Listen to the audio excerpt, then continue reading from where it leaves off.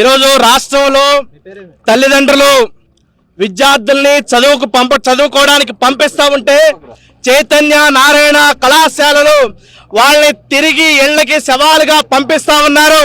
ఈరోజు అనంతపురం ఈ రెసిడెన్షియల్ కాలేజీలో చరణ్ అనేటువంటి విద్యార్థి మొదటి సంవత్సరం చదువుతా ఉన్నాడు. తల్లిదండ్రులు ఎన్నో ఆశలు పెట్టుకుని ఈ కాలేజీ పంపించారు.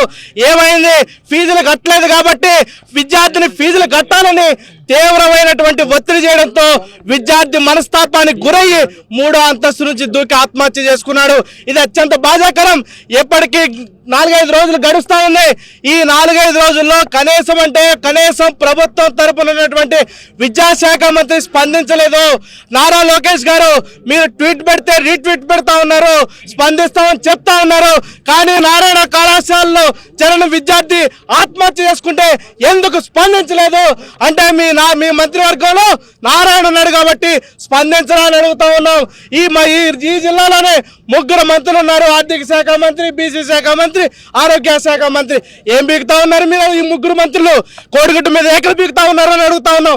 మీదే జిల్లాలో విద్యార్థి ఆత్మహత్య చేసుకుని ఫీజుల వేధింపుల వల్ల మరణిస్తే ఈరోజు ఆ విద్యార్థి కుటుంబానికి న్యాయం చేయకపోగా కనీసం సహజంగా విద్యార్థి ఆత్మహత్య చేసుకుంటే ఆ స్థానిక ఆర్ఐఓనో స్థానిక విద్యాధికారులు కలెక్టర్ ఒక కమిటీ వేసి దాని మీద విచారణ చేపిస్తారు. ఈ జిల్లాలో నిన్న జరిగింది కర్నూలులో ఘటన ఎస్ఆర్ కాలేజీ మీద. వెంటనే ఆర్ఐఓ వెళ్ళి కాలేజీని పర్సూ చేశారు, కమిటీ వేశారు. ఈ జిల్లాలో 4 రోజులు అవుతా ఉంది.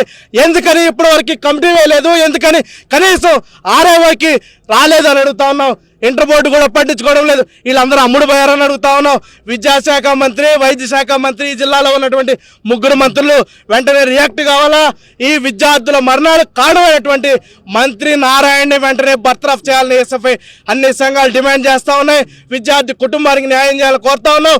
యాజమాన్యం మీద వెంటనే ఎఫ్ఐఆర్ నమోదు చేయాలని కూడా ఎస్ఎఫ్ఐ, ఏఎస్ఎఫ్, పీడిఎస్ ఇతర విద్యార్థి సంఘాలన్నీ కోరుతా ఉన్నాయి.